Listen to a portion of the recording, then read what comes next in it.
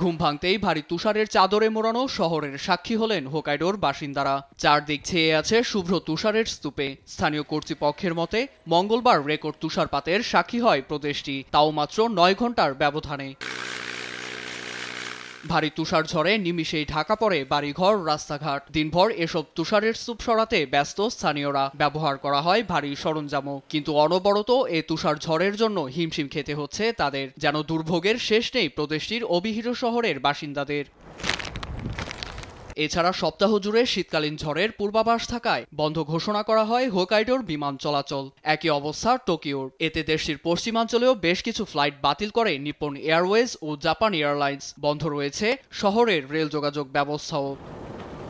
সবাইকে সতর্ক করে আবহাওয়া দপ্তর জানায়, সামনের দিনগুলোতে আবহাওয়া আরো ভয়াবহ রূপ ধারণ করবে। তাদের আশঙ্কা, -39°C বায়ু ৫,০০০ মিটার উঁচু পর্যন্ত উঠবে, যা জাপানের পূর্ব থেকে দক্ষিণাঞ্চলে গিয়ে পুঞ্জীভূত হয়ে বজ্রমেঘের সৃষ্টি করবে। এতে তুষার ঝড়ের কবলে পড়বে সমুদ্র তীরবর্তী অঞ্চল সহ দেশটির বেশ কিছু অঞ্চল।